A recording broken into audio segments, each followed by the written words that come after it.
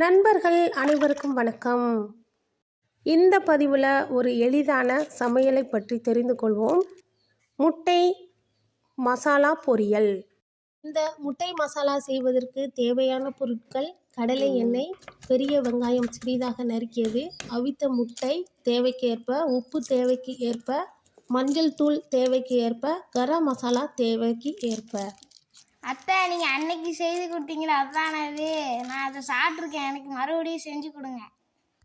டேய் தம்பிகளா, பாட்டி சின்ன பிள்ளையில தோசை சுடுவாங்கல்ல, அப்போ நான் என்ன பண்ணுவேன்னா சின்ன பிள்ளையில ஒரு பாட்டு பாடுவேன். அந்த பாட்டு இப்போ நீங்களும் என் கூட பாடுறீங்களா? பாடலாம் அத்தை. ஓகே, பாடுவோமா?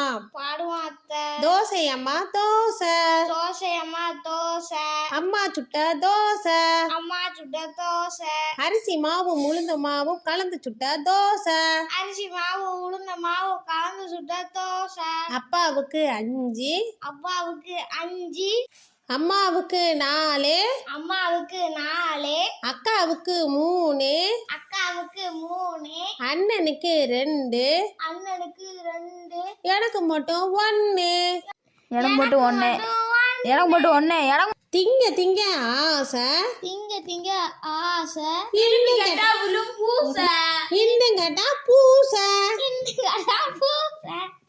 டேய் பாட்டு சும்மா இப்படி வருது. ஆனால் எவ்வளோ நாள் என்ன செய்யலாம், நம்ம சாப்பிட்டுக்கலாம். நிறைய மாவு பாட்டி என்ன செஞ்சுருக்கோம், ஆட்டி ஆட்டி வச்சுருப்பாங்க. சரியா தம்பிகளா, உங்ககிட்ட ஒரு கேள்வி கேட்குறேன். நம்ம இந்தியா தீபகற்பமா தீபகற்பம். எப்படி? அது ஒரு பக்கம் மட்டும் நிலத்தால் சூழப்பட்டு 3 பக்கமும் நீரால் சூழப்பட்டுள்ளது. சரியா, இந்த முட்டை மசாலா பொரியல் எப்படி செய்யலாம் அப்படின்னு இப்போ சொல்லிடலாமா எல்லாருக்கும்? சொல்லிடலாம் அத்தை. இது எப்படி செய்யணும் அப்படின்னா, ஃபஸ்ட்டு எண்ணெயை ஊற்றிக்கிறணும் ஒரு தோசைக்கல்லில்.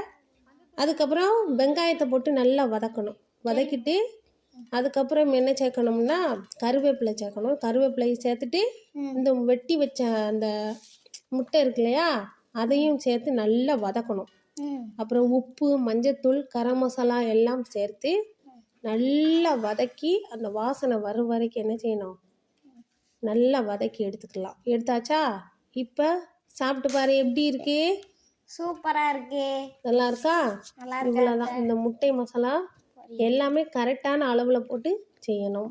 ரொம்ப எளிதான குறிப்பு தான். நன்றி நண்பர்களே.